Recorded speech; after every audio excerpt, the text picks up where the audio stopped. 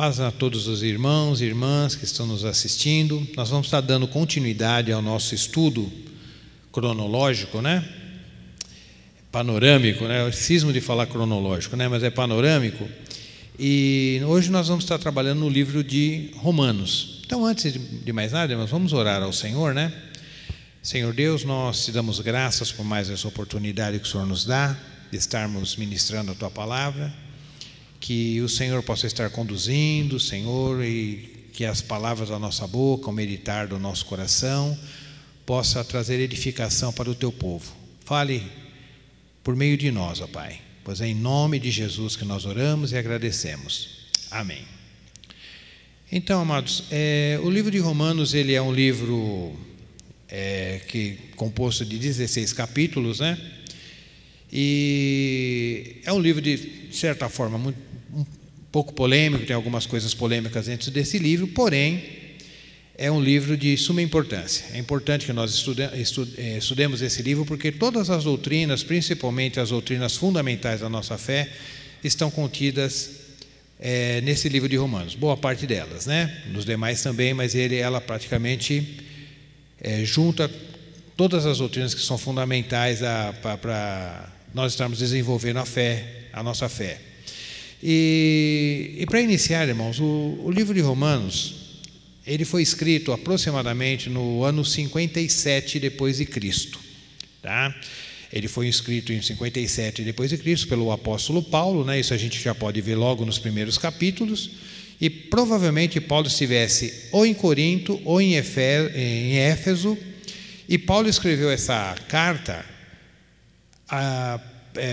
praticamente na terceira viagem missionária, no final da terceira viagem missionária, quando ele pensava em ir para a Espanha, porque Paulo tinha o desejo de ir para a Espanha para pregar, continuar a obra missionária na Espanha, porque ele já tinha praticamente coberto toda aquela parte da Ásia, aquela parte ali da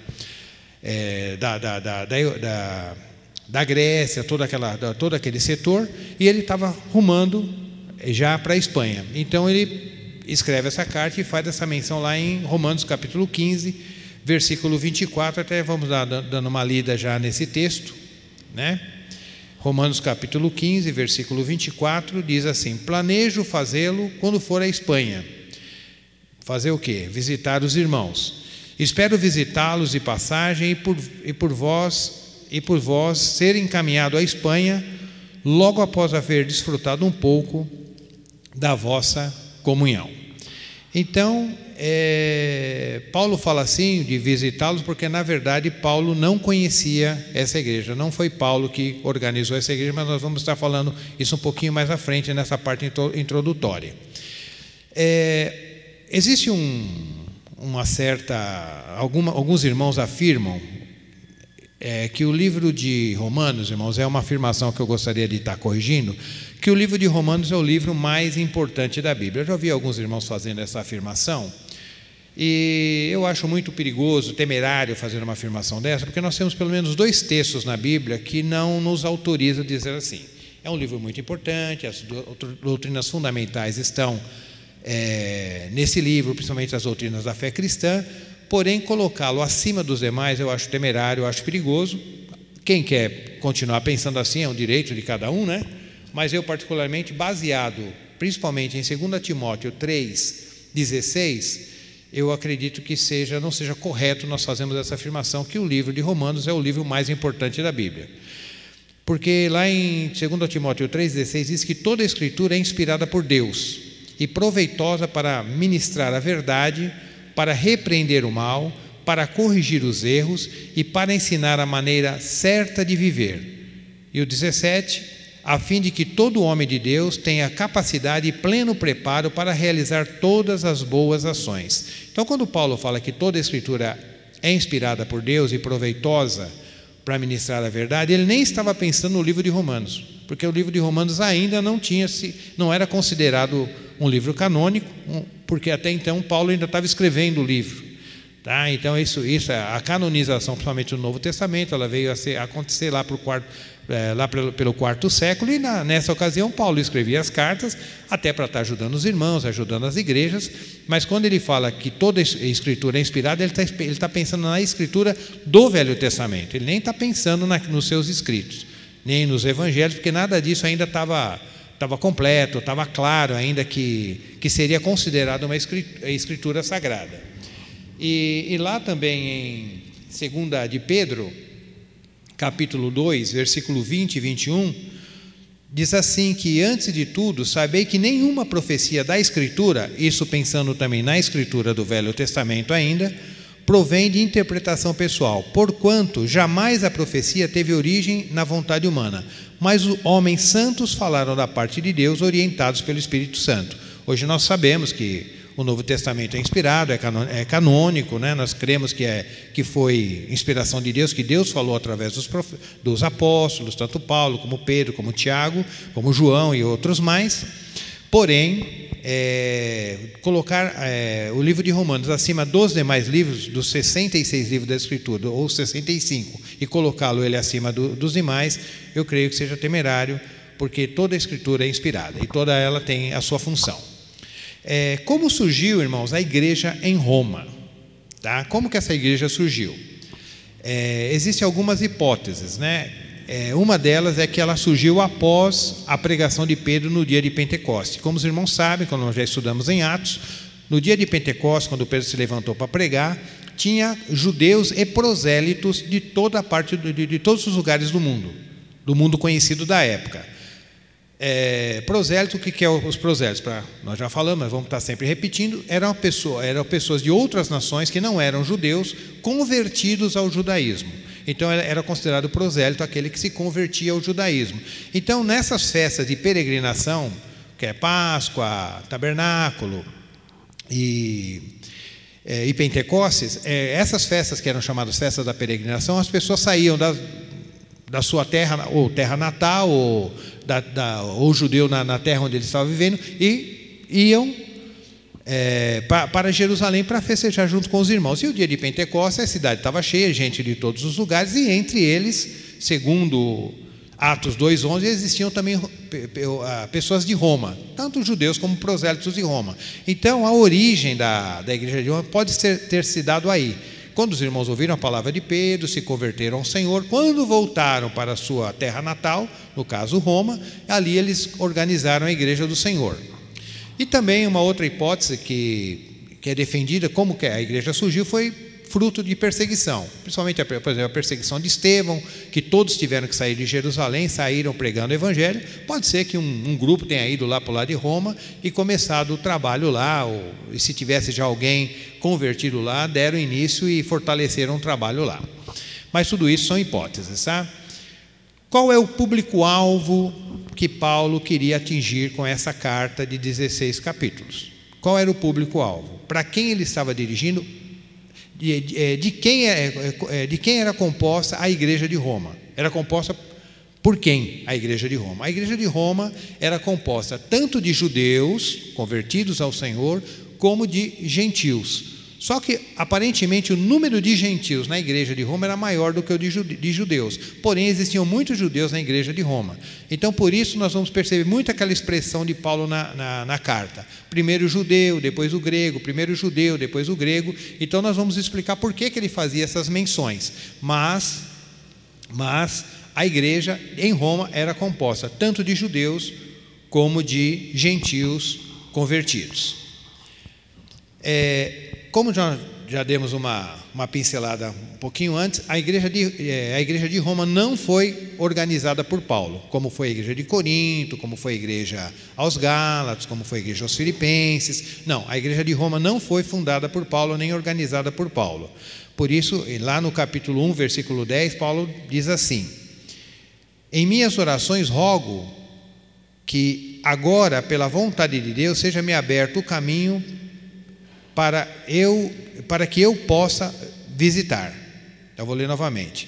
Em minhas orações eu rogo que agora, pela vontade de Deus, seja-me aberto o caminho para que, enfim, eu possa visitar. Quer dizer, Paulo não, nunca tinha visitado a igreja de Roma. Ela surgiu, nós não sabemos, por isso essas hipóteses, mas não foi organizada pelo apóstolo Paulo e nem pelo apóstolo Pedro, porque existe também, nós sabemos que a Igreja Católica Romana diz que Pedro foi o primeiro papa ou o primeiro bispo de Roma, mas nós não temos documentos suficientes que comprovem que Pedro tenha ou organizado ou dirigido por algum tempo a Igreja de Roma.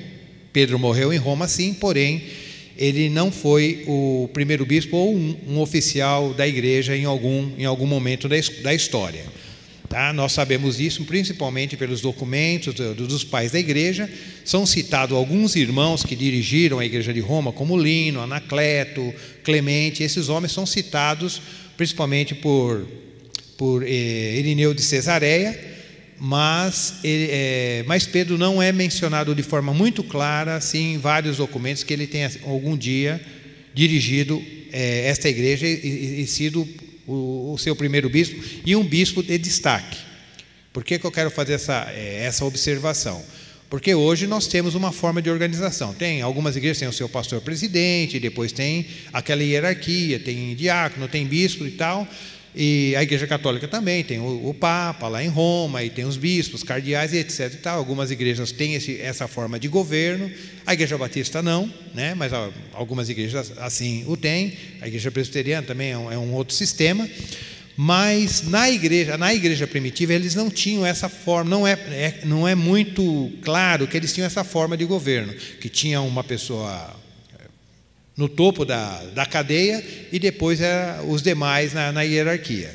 Até porque lá em Jerusalém, no capítulo 15 de Atos dos Apóstolos, quando teve aquele concílio, quando Pedro estava conversando com Paulo, com Barnabé, a respeito da questão do evangelho ser ou não ser pregado para os gentios, Pedro não decidiu aquilo sozinho. Ele tinha Tiago ali, e também ele chamou os presbíteros para participarem daquela reunião, para que eles chegassem num acordo, ouvissem o Senhor através do seu Espírito, para saber qual era a decisão com relação a essa nova onda, vamos dizer assim, da pregação, agora alcançando também os gentios. Então as decisões não eram uma decisão, vamos dizer, monocrática, né? Ele falava, não, vai ser assim, não. Até para a escolha lá dos diáconos, como nós lemos no capítulo 6 de Atos dos Apóstolos, ele deixou por conta da igreja, escolher entre vós homens cheios do Espírito Santo, tementes a Deus, com sabedoria, para que eles ocupem essa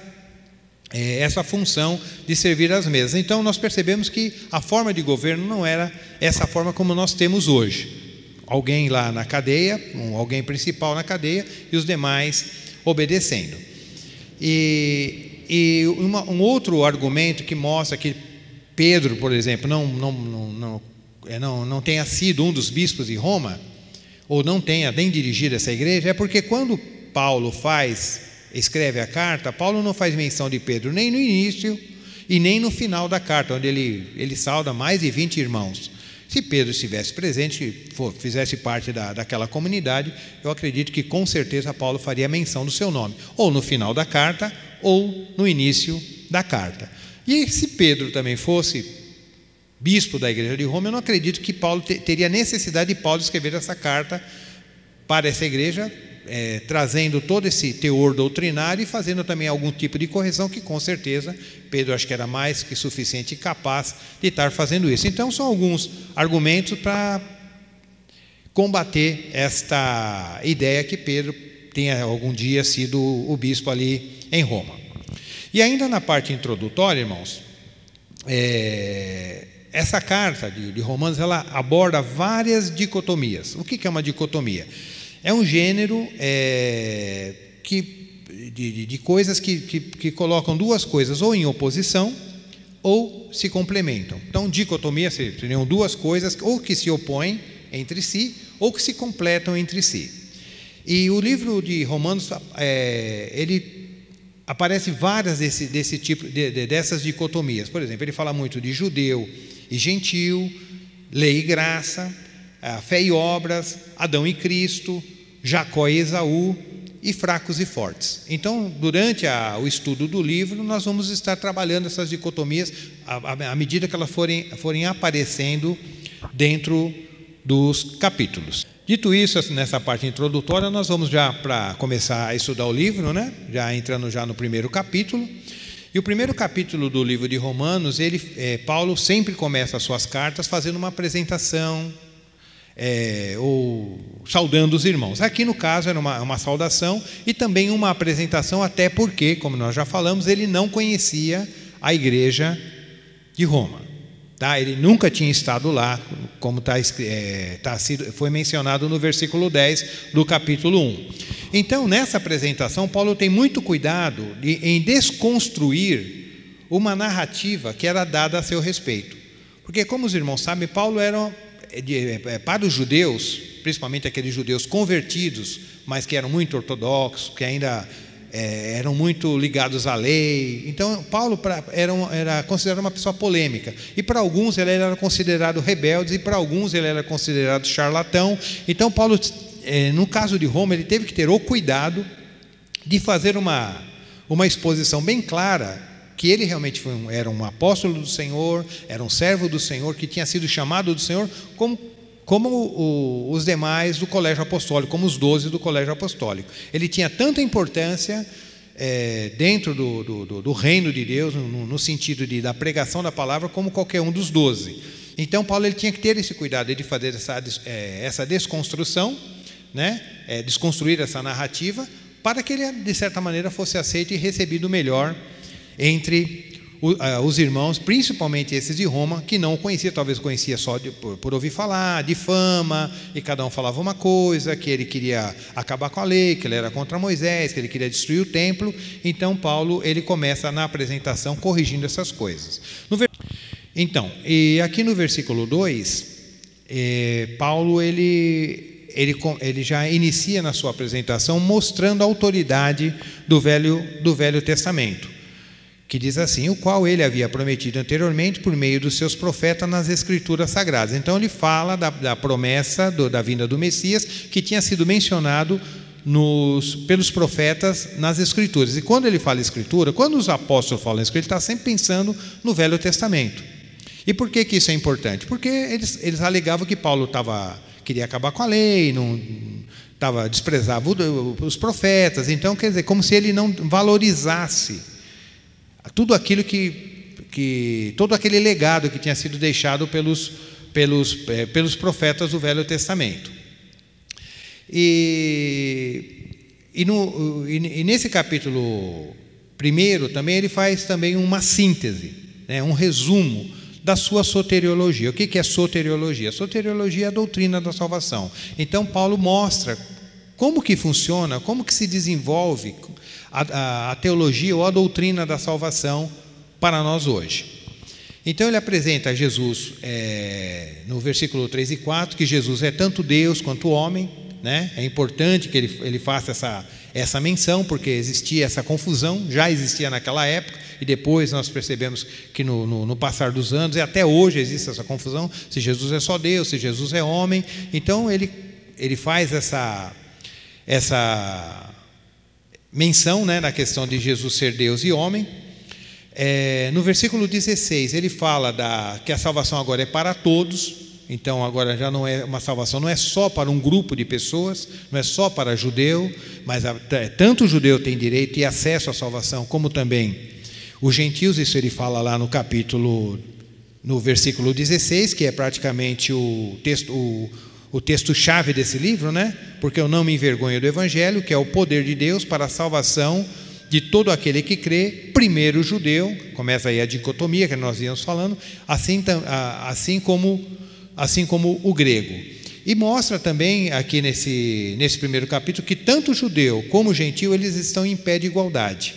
Agora não tem mais diferença. Judeu é melhor do que gentio e gentio é menos do que judeu, não. Paulo deixa muito claro que agora, na nova aliança, a partir de Jesus Cristo, todos são iguais diante de Deus. Então, todos estão debaixo da mesma condenação. Isso a gente vai estar vendo já na sequência. E primeiro ele começa a falar dos gentios, né? A partir do versículo 18, Ele fala que a ira de Deus, ela foi, no versículo 18, que a ira de Deus é revelada no céu contra toda a impiedade e injustiça dos homens, que suprime a verdade pela injustiça humana. Então aqui é um tópico, um bloco, que Paulo vai estar trabalhando sobre a culpabilidade dos gentios, que a ira de Deus está sobre eles, porque eles desprezaram a Deus por causa da sua criação. Ao invés de adorar o Criador, adoravam a criação. E Deus os chama de indesculpáveis. Por quê? Porque Deus fez toda a criação como é? Porque Deus fez o céu como é, o mar, as estrelas, o universo, para que através dessas coisas as pessoas chegassem à conclusão: existe um Deus.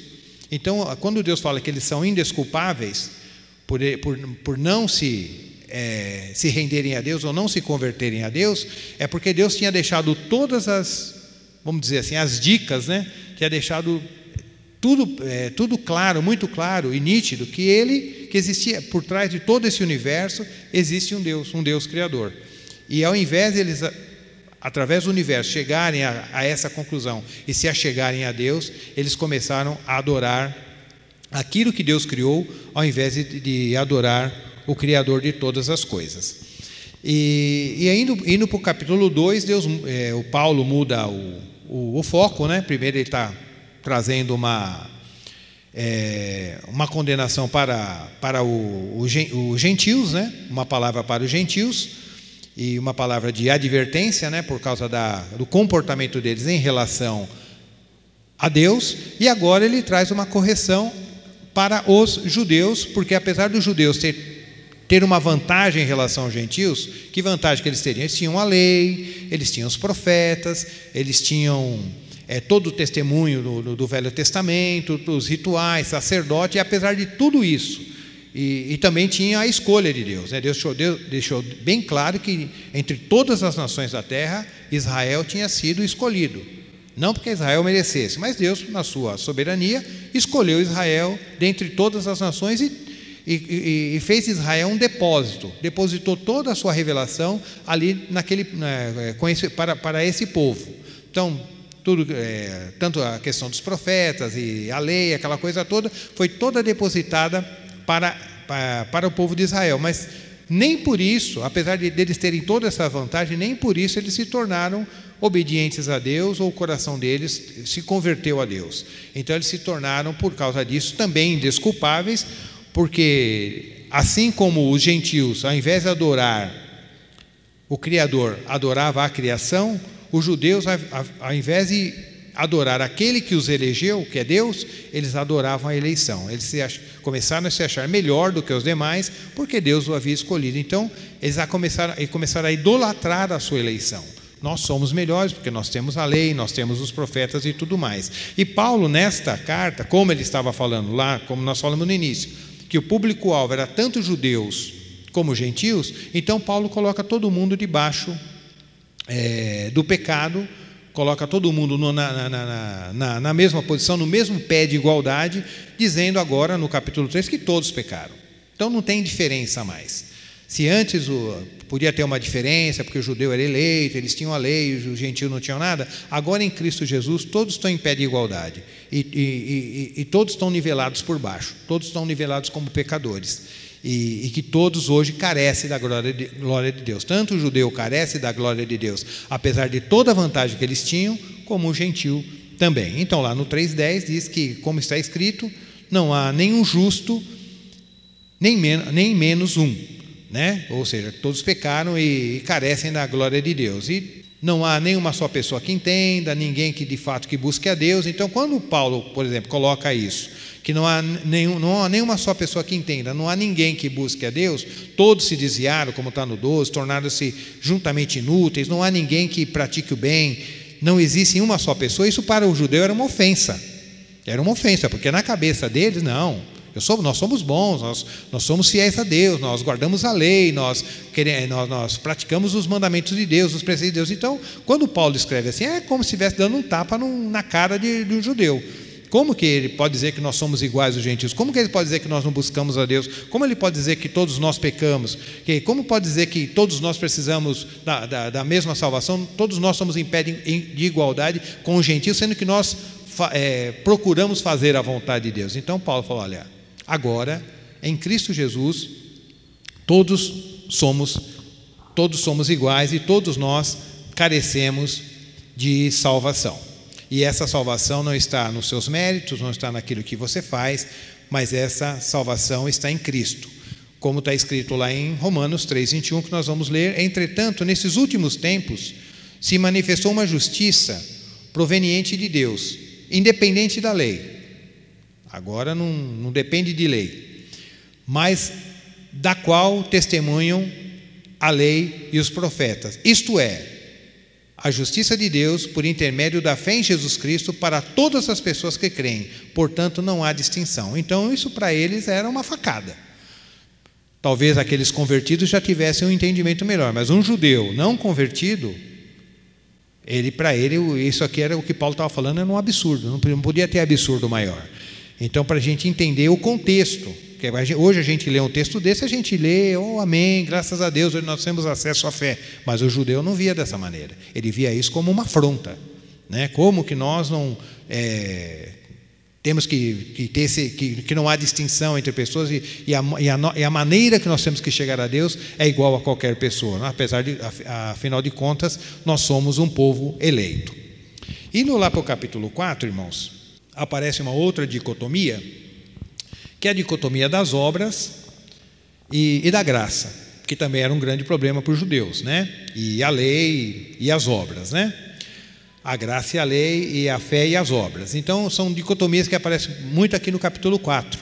Porque para o judeu, para que se aproximasse de Deus, era através de mérito. Ele tinha que fazer alguma coisa. Então, ele cria naquela lógica que para que eu receba alguma coisa de Deus, eu preciso oferecer alguma coisa para Ele. Então, eu tenho que fazer a vontade de Deus, eu tenho que praticar boas obras, para que Deus reconheça e possa me favorecer. Então, essa era a mentalidade judaica, essa era a soteriologia judaica. O caminho de salvação do judeu era esse: eu faço para que Deus me retribua. E Paulo está chegando e quebrando esse paradigma. Não tem nada a ver, agora não é mais assim. As coisas são pela fé. Agora você crê naquilo que Deus fez, e porque você creu naquilo que Deus fez, e como forma de gratidão a Deus, aí então você faz boas obras. Porque agora você reconhece que Deus te deu algo tão grande que agora você tem que retribuir através da sua vida, por causa daquilo que Ele te deu. E só que eles faziam justamente o caminho inverso, o caminho contrário. Não, nós temos que fazer muita coisa para Deus, para que Deus nos retribua. E eles se baseavam em Abraão. Não, porque Abraão ele foi salvo pelas obras, Abraão ele sacrificou Isaac, Abraão ele fez aquilo, e também se circuncidou. Então por que nós, se Abraão é o nosso pai, por que nós não, a circuncisão foi extinta? Se Abraão é nosso pai, por que nós não temos que guardar a lei? Então Paulo vem à luz das Escrituras mostrando, não, Abraão ele foi um homem de fé. Ele foi um homem de fé. Ele foi tanto de fé porque quando ele ainda não era velho, Sara era estéril, e Deus prometeu para ele que daria um filho para ele, e esse filho, por causa desse filho, todas as nações da terra seriam abençoadas. E quando Deus prometeu isso para Abraão, Abraão já não tinha condição nenhuma de ter um filho, por causa da sua idade, já tinha quase 100 anos, e Sara, além de ser idosa, ainda era estéril, então era impossível. Então como que Deus cumpriu essa promessa na vida de Abraão? Porque Abraão creu. Então porque ele creu, então Deus realizou aquela obra na vida de Abraão. Não é que Abraão ele se esforçou para fazer aquilo, não, ele não tinha nele condição nenhuma de ser o pai de muitas nações na idade que ele tinha. Então por misericórdia Deus escolheu Abraão, e porque Abraão creu na promessa de Deus, então a promessa se cumpriu. Então, baseado nesse argumento, Paulo mostra que Abraão ele era um homem de fé. Ele realizou obras, mas essa obra que ele realizou foi resultado da fé que ele colocou em Deus. E essa questão de Abraão ter sido salvo pela fé, isso trouxe uma confusão por causa do livro de Tiago, que fala, olha, você fala que você só precisa ter fé e não precisa ter obras, então mostra a tua fé sem as tuas obras, que eu vou mostrar a minha fé através das minhas obras. Isso criou uma confusão Até mesmo no tempo da Reforma, no tempo de Lutero, que Lutero achava que Tiago cria que a salvação vinha pelas obras. Que ele falava assim, olha, eu vou mostrar a minha fé através das minhas obras. E ele, como ele era muito defensor de Paulo, muito fã, né, de carteirinha de Paulo, Lutero, né? Então ele fala assim, não, Paulo falou que é pela fé, eu não preciso de obras, é pela fé, se eu tiver fé é suficiente para a minha salvação. Aí, como que Tiago vem falar que eu preciso de obras para mostrar a minha fé? Então, por um momento,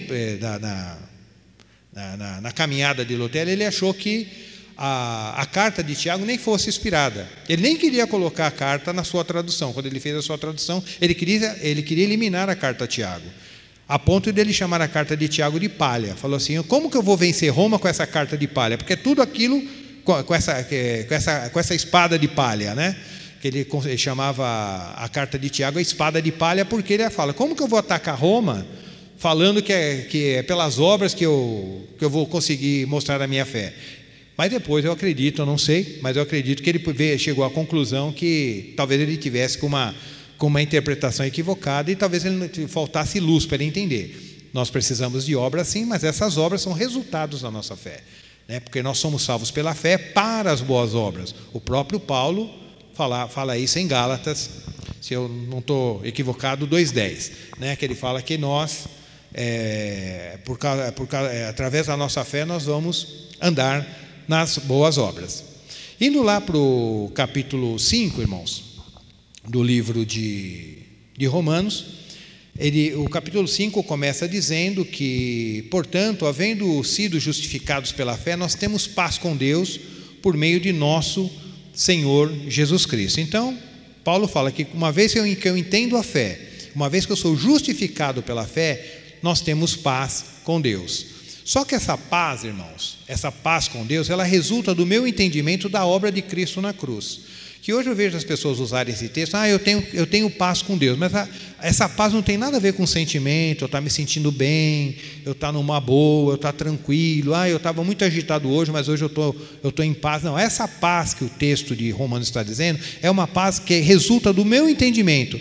Eu estava separado de Deus, eu estava longe de Deus, mas por causa da obra de Cristo na cruz, por causa da obra da redenção, da obra substitutiva, da obra vicária de Jesus Cristo, agora eu posso me voltar para Deus. E por eu entender isso, que não tinha outra maneira de eu me aproximar de Deus, a não ser por Jesus Cristo, isso me traz paz. Então isso me traz segurança. É uma paz que na verdade é fruto da segurança. Quer dizer, agora eu tenho segurança que eu posso me aproximar de Deus, apesar dos meus pecados, apesar de tudo aquilo que eu cometi, mas em Cristo, através do sangue de Cristo, eu posso ser perdoado. Então isso não tem nada a ver com uma sensação de bem-estar. Lá no versículo 12 do capítulo 5, diz assim, concluindo da mesma forma, como o pecado ingressou no mundo por meio de um homem, e pelo pecado a morte, assim também a morte foi legada a todos os seres humanos, porquanto todos pecaram. Então aqui Paulo ele começa a fazer também uma dissertação com relação à dicotomia de Adão e Cristo. Então Deus fez Adão puro, perfeito, colocou ele no jardim, e por causa da desobediência de Adão, o pecado entrou no mundo, e por causa desse pecado, dessa desobediência de Adão, todos que nasceram de Adão, ou seja, nós e todos aqueles que nasceram em todas as gerações, já nasceram com defeito de fabricação. Então nós já nascemos com a nossa natureza decaída e prejudicada por causa do pecado de Adão. Independente de como você ande, independente se você ande busque a perfeição, ainda que seus pais, na hora que você nasceu, falou, não, esse menino nós vamos criar sem pecar. Por mais que eles façam isso, e por mais até que eles consigam, você é um descendente de Adão e a sua natureza está prejudicada. E você vai precisar de Jesus Cristo. Ainda que você olhe para a sua vida e fale, mas eu não vejo nada de errado em mim. A sua natureza foi prejudicada em Adão e você vai precisar se converter a Jesus Cristo. Ainda que você, aos seus próprios olhos, seja uma pessoa pura e perfeita. E essa dicotomia, assim como a morte veio através de Adão, a morte e a condenação veio através de Adão, Paulo começa a dar essa explicação que a vida e a justificação veio através de Jesus Cristo. Então, uma vez que nós entendemos que todos pecaram, uma vez que nós entendemos que todos que nasceram de Adão foram prejudicados por causa do pecado e foram afetados com o pecado, em Cristo Jesus nós recebemos a salvação e a redenção. Mas só que nem todos os homens de Deus entendiam assim. Existia um homem, que ele foi até considerado posteriormente um herege, o nome dele era Pelágio. Isso, quando nós tivermos, se Deus permitir, nós estivermos estudando a história da igreja, nós vamos estar falando melhor a respeito de Pelágio, a respeito de Anacleto, a Clemente de Roma. Então nós vamos estar falando desses chamados pais da igreja. E esse Pelágio, que criou, dele surgiu a doutrina o ensino do pelagianismo, né? Esse Pelágio, ele cria que o pecado de Adão não prejudicou a humanidade. O pecado de Adão prejudicou apenas ele mesmo. Mas ele não foi responsável pelo pecado de toda a humanidade. Então Pelágio pensava assim, mas Pelágio era um monge. Ele era um cristão, um monge, ascético, muito rigoroso, um homem de vida exemplar. Então ele falava isso, e quem olhava na vida dele falou, não, realmente eu acho que Adão pode ter prejudicado todo mundo, mas o Pelágio acho que ele não prejudicou não, porque o homem vivia 100% ali dentro dos padrões esperados de um ser humano. Então ele não cria no pecado original. Ele não cria no pecado original. Ele cria que o homem, se quisesse, através da sua vontade, através do seu livre-arbítrio, do seu esforço, ele poderia andar na presença de Deus sem problema nenhum. Então, qual era o problema de Adão? Adão simplesmente ele viu Adão como um mau exemplo. Adão foi um mau exemplo, mas nós temos um bom exemplo, Cristo. Temos Cristo e toda a palavra de Deus para que a gente possa andar dentro do padrão que Deus estabeleceu. Então não preciso de graça, numa graça especial, né? Porque nós cremos que nós podemos andar na santidade de Deus, apesar da nossa natureza vai ser corrigida apenas na glória. Nós vamos falar isso um pouquinho mais na frente, mas mesmo quando a gente se converte, a gente recebe o Espírito Santo, mas a gente sabe que a gente tem que estar lutando dia a dia contra o pecado. Mas Pelágio falava, não, se você olhar para Jesus Cristo, que é o nosso exemplo, e através dos ensinos da Bíblia, você se esforçando, você vai ser igual a Jesus, você não vai ter nenhum problema com o pecado mais, porque através da sua vontade, que para ele a vontade era a graça de Deus, você pode muito bem estar vencendo o pecado. Então ele via Adão como um mau exemplo, Cristo como um bom exemplo, e Cristo, as Escrituras, junto com a minha vontade, eu poderia muito bem andar na presença de Deus sem problema nenhum. Amém? Então, irmãos, nós terminamos a primeira aula, a primeira parte da aula, né? Então a gente vai entrar no capítulo 6 e na próxima aula a gente vai estar dando continuidade. Amém, irmãos? Que Deus nos abençoe.